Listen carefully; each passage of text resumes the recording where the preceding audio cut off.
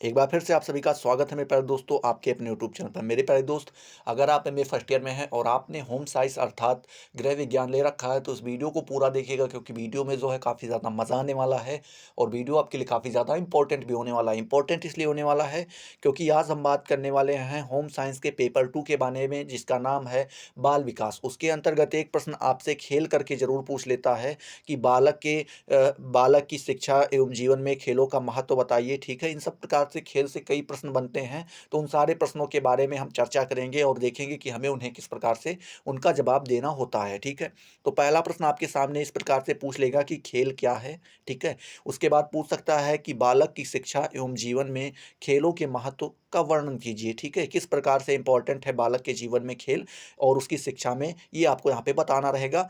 और उसके बाद दूसरा प्रश्न इसी प्रकार से थोड़ा और घुमा के पूछ सकता है कि व्यक्तित्व के विकास में खेल के महत्व की चर्चा कीजिए। जैसे जो बालक होता है उसके व्यक्तित्व का, पर्सनालिटी का जब डेवलपमेंट होता है उसके, तो उसमें खेल का क्या इंपॉर्टेंस होता है, ये आपको यहाँ पे बताना रहेगा। ठीक है, आगे देखते हैं खेल से आप क्या समझती हैं, ये भी आपको बताना रहेगा। और यहाँ पे कह रहा है खेल के सिद्धांत तथा महत्व लिखिए। क्या लिखना रहेगा? खेल के जो जो सिद्धांत हैं और उसके जो जो महत्व हैं उनको भी बताना रहेगा। अगर थोड़ा और घुमाना चाहे तो घुमा सकता है खेल तथा कार्य में अंतर है। ठीक है, तो आपको यहाँ पे इतने प्रकार से प्रश्न पूछ सकता है और भी घुमा के पूछ सकता है, तो इन सभी का जवाब एक ही होता है, वो आपके सामने रखा जा रहा है। ठीक है, देखते हैं उत्तर इसका किस प्रकार से आपको देना रहेगा।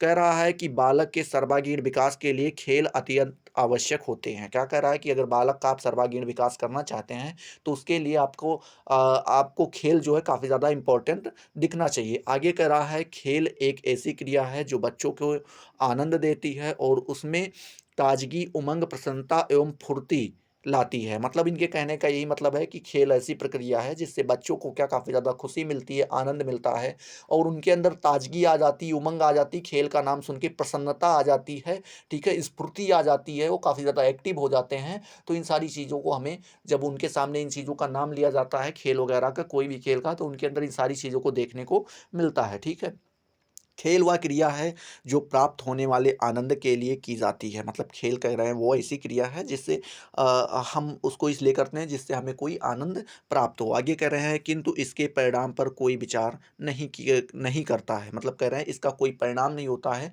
जैसे आपने 1 घंटे मैच खेला तो इसका कोई परिणाम नहीं होगा। ठीक है, कोई परिणाम नहीं मिलता है। या मान लीजिए आपने कोई भी खेल खेला तो उसका कोई परिणाम नहीं होता है, लेकिन आपको उसमें मज़ा आता है, आनंद आता है, तभी आप उस सारी कामों को करते हैं। ठीक है, ऐसा नहीं कि आप खेल के जाए 1 घंटे तो आपके ₹200 ₹300 बन गए, आप आराम से लेकर के चले आए। आप उसको मज़े के लिए खेलते हैं, उसमें कितना भी समय आप दे सकते हैं। ठीक है, चलिए आगे देखते हैं। आगे कह रहा है खेल एक स्वाभाविक क्रिया है जिसके लिए कहना नहीं पड़ता है। ठीक है, मतलब कह रहे हैं खेल ऐसी स्वाभाविक क्रिया है जिसके लिए हमें किसी को कहना नहीं पड़ता, बस थोड़ा-सा आप इशारा कर दो हाथ घुमा के कि बस चलिए मैच हो रहा है, तो बच्चे तुरंत दौड़ पड़ते हैं। ठीक है, यह आत्म प्रेरित है। मतलब कह रहे हैं ये खुद से ही आदमी आदमी को खुद से ही प्रेरणा मिलती है, अरे भाई चलो यार क्यों नहीं खेलेंगे यार, अरे खेल हो रहा है चलना चाहिए, कम से कम देखेंगे, इतना तो आता रहता है। ठीक है, इसमें आनंद प्राप्त होता है, खुशी मिलती है, आपको पता है, तथा उसी आनंद की प्राप्ति के लिए खेल खेला जाता है। तो जो आपको उससे खुशी मिलती है, जो आनंद मिलता है, उसी आनंद और उसी खुशी के लिए आपको क्या करते हैं, आप लोग खेल खेलते हैं। ठीक है, वर्तमान समय में खेल के महत्व को समझकर पाठशालाओं में खेलों का महत्व दिया जा रहा है। मतलब कह रहे हैं वर्तमान समय में जो खेल के महत्व हैं उसको समझा जा रहा है और उसके बाद खेल की एक अलग क्लास लगाई जा रही है। खेल को ज़्यादा महत्व वहाँ पर भी दिया जा रहा है, एक अधिकार दिया जा रहा है खेल को कि आप बच्चों का जो है इतना घंटे पढ़ने के बाद एक क्लास जो होगी वो खेल की ही होगी। ठीक है, वर्तमान समय में खिलौने इस प्रकार से बनाए जा रहे हैं जो बालक को आनंद प्रदान करने के साथ साथ महत्वपूर्ण कौशल का विकास कराएं, जिससे बालक का बौद्धिक विकास हो। मतलब कह रहे हैं कि आज के समय में अगर आप देखें तो यहाँ पर जो अब खिलौने बन रहे हैं उसमें क्या हो रहा है, बालक को आनंद खुशी तो मिलती ही है, उससे बालक को जानकारी भी प्राप्त होती है और उसकी बौद्धिक विकास भी होता है। मतलब उसका जो अभी आजकल आप देख पा रहे होंगे कि पहले के बच्चे थे उनको कुछ भी कहो एकदम चुप हो जाते, डरने लगते, ये सारी चीज़ें। लेकिन आज के बच्चे देखो कितना पटापट बोल रहे हैं, हर चीज़ अपनी बातों को कह रहे हैं, कोई किसी चीज़ में हिचक नहीं पैदा हो रही है, हैं? तो ये सारी चीज़ें जो है ये माहौल के ऊपर डिपेंड करता है। और उसके बाद जो आप आजकल बच्चों को खेलने के लिए छोटे-छोटे बच्चे 8 साल, 4 साल, 5 साल के बच्चे मोबाइल चला रहे हैं, ठीक है? तो ये सारी चीज़ें यहाँ पे हमें देखने को मिलती हैं। आगे देखते हैं। बालकों के खेल के सिद्धांत, ठीक है? जो बालकों के खेल हैं उसके सिद्धांत देखते हैं।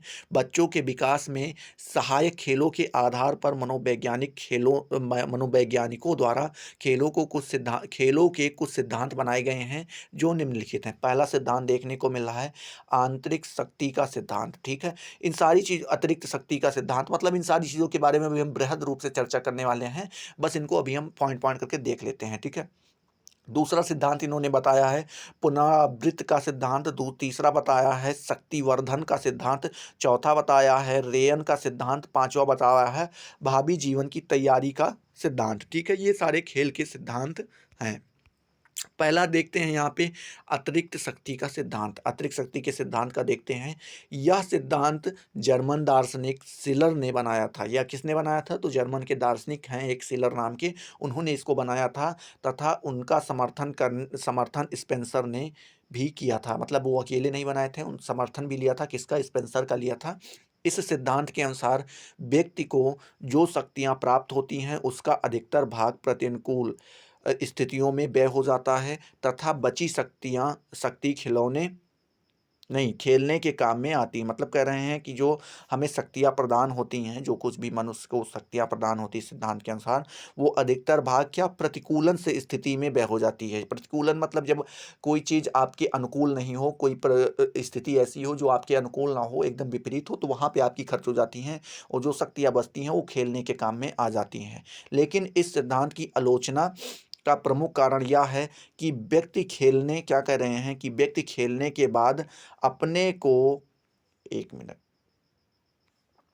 क्या कह रहे हैं कि यहाँ पर ऐसा नहीं है कि शक्तियाँ खर्च हो जाने के बाद कोई बैठ जाता है, ठीक है? यहाँ पे हमें और कुछ देखने को मिलता है कि खेलने के बाद अपने को तरोताज़ा महसूस करता है। भले ही उसकी शक्तियाँ क्षीण हो जाती हैं, शक्तियाँ खत्म हो जाती हैं, लेकिन फिर भी अपने आप को वो काफ़ी ज़्यादा एक्टिव महसूस करता है। भाई मज़ा आ गया, अब चलो जो करना हो वो कर लेते हैं, ठीक है? इस तरीके से।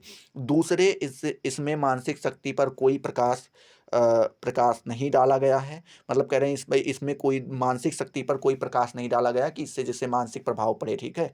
बालक के उचित शारीरिक विकास, लंबाई, चौड़ाई तथा मांसपेशियों को सुदृढ़ के लिए खेल बहुत आवश्यक है, ठीक है? यहाँ पे बताया गया है कि अगर बालक का उचित शारीरिक विकास आप करना चाहते हैं जिससे उसकी लंबाई अच्छी हो, चौड़ाई अच्छी हो, ठीक है? उसकी मांसपेशियाँ सुदृढ़ हो, मजबूत हों, तो इसके लिए आपको बालक को खेल खिलवाना ज़रूरी है, ठीक है? दूसरा यहाँ पे देखने को मिल रहा है पुनरावृत्त का सिद्धांत। इसमें क्या है? इस सिद्धांत के जन्मदाता कौन है? तो स्टेनले हैं। इस सिद्धांत के अनुसार बालक खेल द्वारा अपने व्यक्तित्व अनुभवों की पुनरावृत्ति करता है। मतलब कह रहे हैं कि इस सिद्धांत के द्वारा बालक क्या करता है?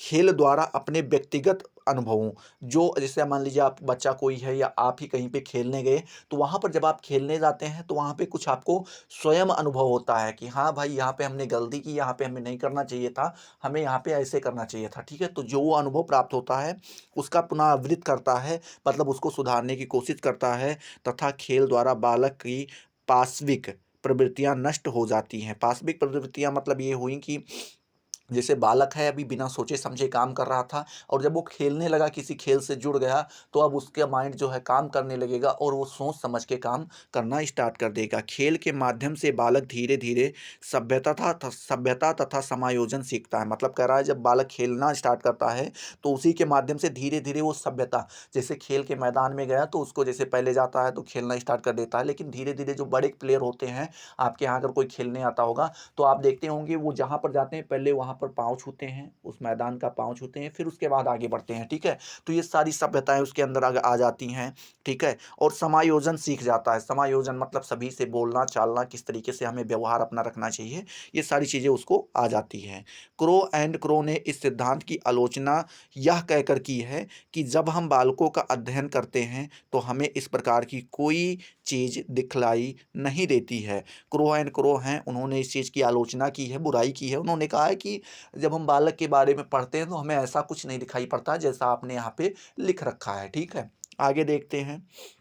तीसरा सिद्धांत है शक्तिवर्धन सिद्धांत। क्या? शक्तिवर्धन का सिद्धांत। इसमें क्या है, इस सिद्धांत का प्रतिपादन सर्वप्रथम इंग्लैंड के लॉर्ड किंग्स ने किया था। इसका प्रतिपादन किसने किया था? तो इंग्लैंड के एक शिक्षा शास्त्री रहे, मनोवैज्ञानिक रहे, जिनका नाम था लॉर्ड किंग्स।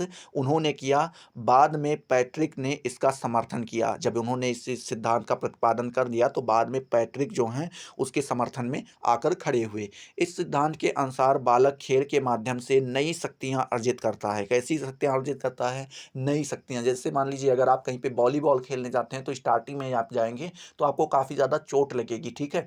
लेकिन जब आप काफ़ी दिन उसको खेल लेंगे तो आपके अंदर एक ऐसी शक्ति आ जाती है, एक ऐसी ऊर्जा आ जाती है कि आपको अब चोट लगना बंद हो जाता है और आप अच्छे से उन सारी चीज़ों को खेल पाते हैं, ठीक है? बात करें इस सिद्धांत की आलोचना यह कहकर की जाती है कि छोटे-छोटे बच्चे जिनका काम खाना तथा सोना है, क्यों खेलते हैं? मतलब यहाँ पे इस चीज़ की ये चीज़ कह के आलोचना की गई है कि जो बच्चे खा जिनका काम केवल इतना ही है, खाओ और सो। क्या?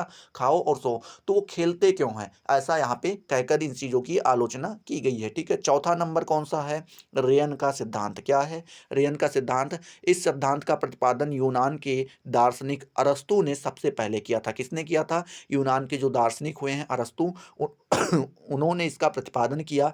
इस सिद्धांत के अनुसार बालक ने में जिन प्रवृत्तियों का दमन किया जाता है, उन प्रवृत्तियों का विकास खेल के माध्यम से होता है, ठीक है? नन ने कहा भी है कि दमन प्रक्रिया बालक की प्राचीन प्रक्रिया है, ठीक है? दमन मतलब होता है किसी चीज़ का नष्ट होना। तो जब बालक धीरे-धीरे बड़ा होता है तो उसकी क्या होता है, वो दमन होता चला जाता है। एक मतलब दमन का मतलब वो नष्ट नहीं होता चला जाता। उसकी जो मानसिक चीज़ें हैं वो धीरे-धीरे दमन होती जाती हैं और वो दूसरे अवस्था में प्रवेश करता जाता है। जैसे अभी बालक है, फिर युवा में चला जाएगा, ठीक है? वृद्धावस्था में, तो ऐसे करके, ठीक है?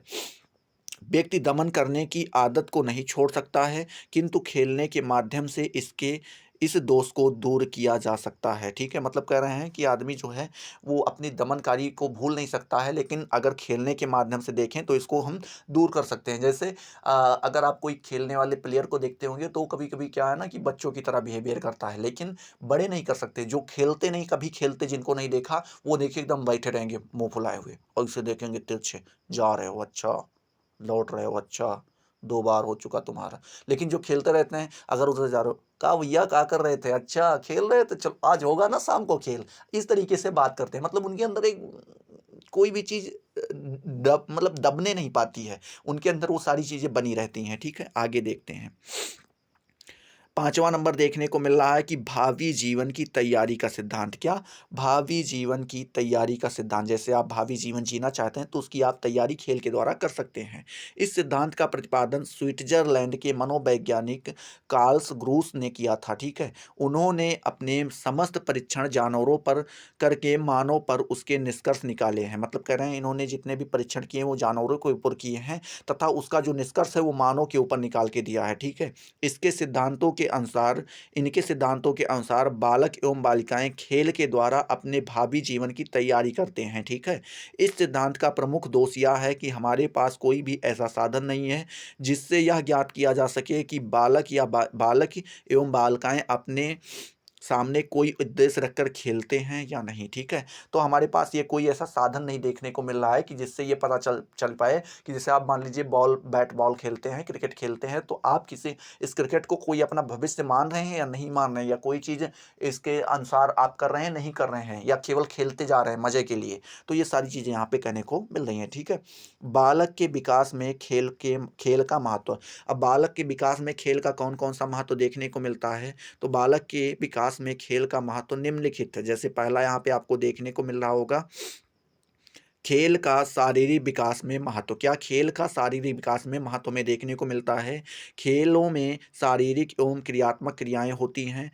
बालक के शारीरिक अंगों तथा कौशलों द्वारा उसके विभिन्न अंगों तथा मांसपेशियों का विकास होता है। जब बालक की अतिरिक्त शक्ति का व्यय खेल के द्वारा हो जाता है, मतलब कह रहे हैं जब बालक कोई खेल खेलता है तो उसकी जो अतिरिक्त शक्तियाँ होती हैं, वो खेल के द्वारा ही खर्च हो जाती हैं, तो बच्चे में तनाव नहीं होता है, मतलब उसमें तनाव नहीं हो पाता है, वो काफ़ी ज़्यादा खुश रहता है। लेकिन जब अतिरिक्त शक्तियों का व्यय नहीं होता है, तो बच्चों में तनाव उत्पन्न हो जाता है, मतलब जब उसकी सारी शक्तियाँ बची रहती हैं, तो अभी उसके अंदर तनाव उत्पन्न हो जाता है, ठीक है? उसको ऐसा लगता है जैसे पूरा दिन मैंने कुछ किया ही नहीं, ऐसे खाली बैठे हैं, तो वो एक रूढ़वादी हो जाता है, ठीक है? पूर्व बाल्यावस्था तक बच्चे में अतिरिक्त शक्ति अधिक होने के कारण तथा अंगों के विकास के कारण ऐसे खेल उपयुक्त समझे जाते हैं जो क्रियात्मक हों, अर्थात जिसमें शारीरिक संचालन हो। मतलब कह रहे हैं कि जो पूर्व बाल्यावस्था होती है स्टार्टिंग की, उसमें कह रहे हैं कि बालक की शक्तियाँ जो होती हैं वो काफ़ी ज़्यादा क्या होती हैं, अधिक होती हैं, ठीक है? क्या होती हैं, अधिक होती हैं, उसके कारण जो अंगों का विकास होता है, ठीक है, वो हमारे किसके द्वारा होता है, खेलों के द्वारा होता है, ठीक है? और जो क्या कह रहे हैं कि जो क्रियात्मक हों, अर्थात क्या, जिसमें शारीरिक संचालन हो, हमें ऐसे खेल खेलने चाहिए जो क्या हो, क्रियात्मक हो, जिसमें हमें कुछ करना पड़े, दौड़ हो, भाग हो, ठीक है, इस तरीके से। और शारीरिक संचालन हो, उसमें शरीर को आप चलाएं, ऐसा नहीं कि आप केवल दिमागी खेल कर रहे हैं, बैठ के लूडो खेल रहे हैं जिसमें कोई काम नहीं हो रहा, बस आप केवल देख रहे हैं और गिट्टी को आगे बढ़ा रहे हैं, ठीक है, तो वो खेल नहीं। बड़े होने पर मानसिक विकास में सहायक खेल बच्चों के लिए उपयुक्त माने जाते हैं। बालक किस प्रकार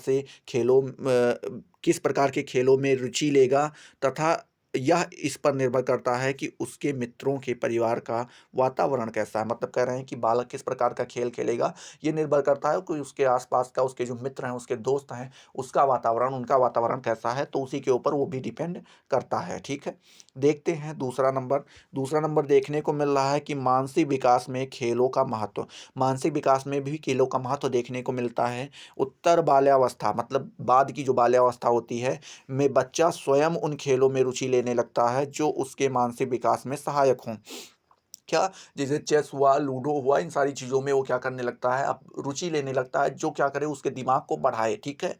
बात करते हैं मानसिक खेलों में, प्रायः वे खेल आते हैं जिनमें खेलों को बच्चा बाहर मैदान में नहीं बल्कि घर के अंदर बैठकर खेलता है। मतलब कह रहे हैं कि जो मानसिक खेल होते हैं वो कहाँ पे आते हैं? वो उसमें आते हैं, ये मैदान में नहीं खेले जाते, आप कहीं भी घर पे बैठ के, छत पे बैठ के, पड़ोसी के यहाँ बैठ के कहीं भी आप खेल सकते हैं, ठीक है? आगे देखते हैं। जैसे यहाँ पे कह रहा है प्लास्टिक के खिलौने जोड़ना, ताश, शतरंज, कैरम आदि। ये खेल बच्चों की मानसिक 1 मिनट,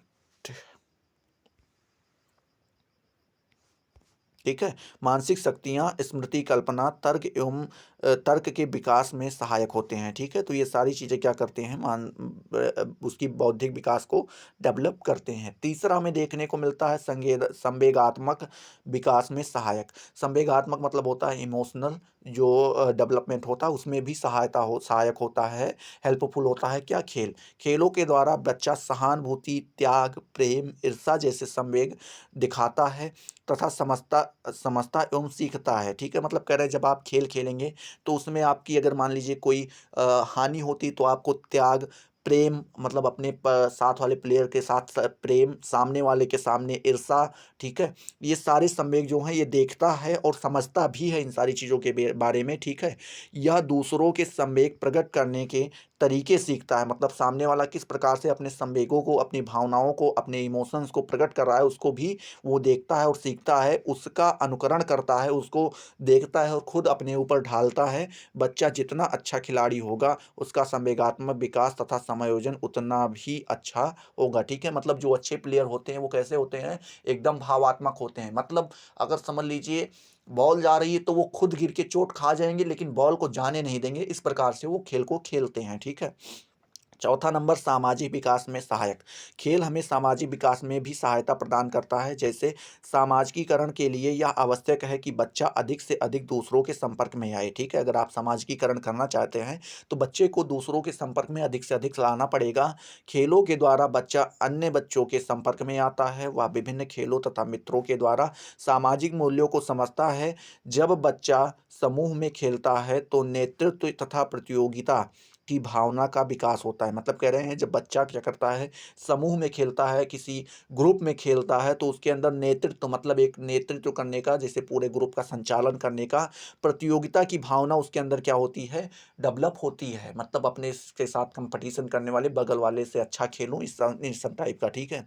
समूह में खेलने पर यह सीखता है कि समूह के द्वारा कौन कौन से व्यवहार मान्य हैं तथा कौन कौन से व्यवहार समाज द्वारा अमान्य है। जब वो समूह में खेलता है तो वो उसको ये भी पता चलता है कि हमें कौन से व्यवहार करने चाहिए जो सबको ठीक लगें, माने भी जाएं, और कौन से व्यवहार नहीं करने चाहिए जो सभी को मान्य ना हो, ठीक है। पांचवा नंबर कह रहा है नैतिक विकास में महत्व। नैतिक विकास में भी महत्व प्रदान करता है कौन, खेल, ठीक है। बच्चे को घर तथा स्कूल में जो नैतिक मूल्य सिखाए जाते हैं उन्हें व्यवहार में लाने के लिए बच्चों के पास खेल से अच्छा कोई साधन नहीं है। खेल में बच्चा नैतिक मूल्यों की रचनात्मक शिक्षा लेता है। मतलब कह रहे हैं कि जो खेल है उसमें जो बच्चा होता है वो नैतिक मूल्य, जैसे जो पढ़ाया जाता है स्कूल में, नैतिक शिक्षा पढ़ाई जाती है, नैतिक शिक्षा दी जाती है ना, तो उसका क्या करता है, उसका रचनात्मक शिक्षा लेता है। मतलब वो खेल में ही अपनी सारी चीज़ों को उतारता है, उन सारी चीज़ों को। वह यह देखता है कि जो बच्चे खेल में नैतिक मूल्यों, ईमानदारी व सच्चाई का पालन करते हैं उन्हें तो बच्चे खिलाना पसंद करते हैं, पर वे बच्चे जो नैतिक मूल्यों का पालन नहीं करते हैं उन्हें बच्चे खिलाना पसंद नहीं करते। हर ग्रुप में आपको एक दो ऐसे मिल जाते हैं जो बेईमानी पे आ जाते हैं, ठीक है। हमारे ग्रुप में भी ऐसे हैं, जब हम लोग खेल वगैरह करते हैं, खेलते हैं, तो वहाँ पे भी हमारे साथ में हैं जो हम लोगों से बड़े बड़े हैं, लेकिन वो क्या करते हैं, उनकी आदत सी बन गई है कि बस हमें बेईमानी करनी है, ठीक है। वो किसी बात को कहेंगे उल्टा बताएंगे, तो हम लोगों का भी मन करता है भाई ये ना आए खेलने तो ज़्यादा बेटर रहेगा, ठीक है। तो इस तरीके से हर ग्रुप में होता है और बच्चा जो होता है वो सीख पाता है। अब जैसे मान लीजिए कोई बिगनर आया, कोई नया बच्चा आया जो खेल खेलना चाहता है, तो वो देखेगा ना वहाँ के लोगों को बात करते सुनेगा, भाई वो ना आए खेलने, वो बेईमानी करता है बार बार। और जो बच्चा नया सीखने आया था उसको भी लगेगा अच्छा बेईमानी करने से मतलब यहाँ पे खिलाना नहीं चाहते हैं, तो इसका मतलब वो हमें ईमानदारी करनी चाहिए, ठीक है। तो ये यहाँ पे देखने को मिलता है, ठीक है। छठवां नंबर कह रहा है कि शिक्षा में महत्व। शिक्षा में भी महत्व है किसका, खेल का। आज के समय में मांटेसरी शिक्षा प्रणाली खेलों पर ही निर्भर है। मतलब जो छोटे छोटे बच्चे जाते हैं पढ़ने, उनको क्या खेलों के द्वारा ही पढ़ाया जाता है, ठीक है। आगे कह रहे हैं इस शिक्षा पद्धति में बच्चों पर पुस्तिकाओं का बोझ नहीं लादा जाता है, बल्कि खेलों द्वारा विभिन्न आकृतियों एवं रंग पहचानना सिखाया जाता है। मतलब कह रहे हैं कि उस पे कोई किताबी बोझ नहीं लादा जाता है, उसको खेल खेल में ही रंग वगैरह बताया जाता है, आकृति देखकर कोई चित्र दिखा के बताया जाता है ये क्या चीज़ है, ठीक है। ताकि पढ़ाई बच्चे को बोझ ना लगे और खेल के साथ ही नर्सरी राइम्स, कविता भी खेल में याद करा देते करते हैं। मतलब कह रहे हैं कि जो क्या बोलते हैं कि बच्चे जो होते हैं वो खेल के साथ में ही क्या करते हैं, कविता वगैरह भी याद कर लेते हैं और उनको कोई चीज़ बोझ नहीं लगता है। विभिन्न वस्तुओं का संग्रह, वास्तविकता, कल्पना में अंतर एवं कौशल बच्चों के खेल द्वारा ही सिखाए जाते हैं, ठीक है। सातवां नंबर यहाँ पे हमें देखने को मिल रहा है कि मनोवैज्ञानिक चिकित्सा के रूप में खेल का महत्व देखने को मिल रहा है। बच्चा अपनी अपूर्ण इच्छाओं को खेल द्वारा पूरा करता है, जो उसकी इच्छाएं पूरी नहीं हो पाती हैं वो खेल द्वारा ही पूरा करता है। उदाहरण, खेल में डॉक्टर बनना, मतलब खेल में जैसे डॉक्टर बनना चाहता है, उसकी इच्छा है तो वो खेल में डॉक्टर बन के दिखाता है, टीचर बन के दिखाता है। रेडियो, टीवी व चित्रकला में बच्चे अपने समान बच्चों को देखकर बहुत ही चिंताओं या तथा भय से मुक्ति पा जाते हैं, ठीक है। वो क्या करते हैं, जब इन सारी चीज़ अपने ही उम्र के बच्चों को देखते हैं टीवी वगैरह में, तो उनको क्या हो जाती है, वो चिंता वगैरह खत्म हो जाती है, अच्छा भाई ये भी है हमारे साथ, ठीक है। आठवां नंबर कह रहा है कि बच्चों को स्वयं को समझाने में मदद। बच्चों को स्वयं अपने आप को कुछ समझाना होता है तो उसमें भी खेल मदद करता है। खेलों में भाग लेकर बच्चा अपनी योग्यताओं को समझने लगता है। वह अपने ऊपर विश्वास करना सीखता है तथा अपनी समस्याओं के समाधान तथा समायोजन में अपनी योग्यताओं का प्रयोग करता है। खेल के द्वारा बच्चों की रचनात्मक प्रवृत्ति का विकास होता है। वे खेल के नए ढंग निकालते हैं। खेल के नए ढंग ढूंढने से आनंद तथा संतुष्टि प्राप्त होती है। तो खेल से आप सारी चीज़ें अच्छे से समझ गए होंगे, खेल यहीं पे आपका समाप्त नहीं हुआ है। अभी 1 से 2 क्लासें आपकी और आएँगी जो खेल के ऊपर ही होंगी, तो आपका पूरा खेल वहीं पे समाप्त होगा। खेल क्या, पूरी क्लास समाप्त होगी। आई होप ये सारी चीज़ें आपको अच्छी सी लगी होंगी। अगर लगी हुई हैं तो फटाफट वीडियो को लाइक करो, अपने दोस्तों के साथ शेयर किया करो और अभी तक चैनल को सब्सक्राइब नहीं किया तो सब्सक्राइब करके ऑल वाले बेल आइकन को ज़रूर प्रेस कर दो, जिससे आपको सारी नोटिफ़िकेशन मिलती रहे और आप उनसे लगातार लाभान्वित होते रहें। तो चलिए अगले वीडियो में मिलते हैं नए जोश, नए टॉपिक के साथ। तब तक के लिए जय हिंद, जय भारत।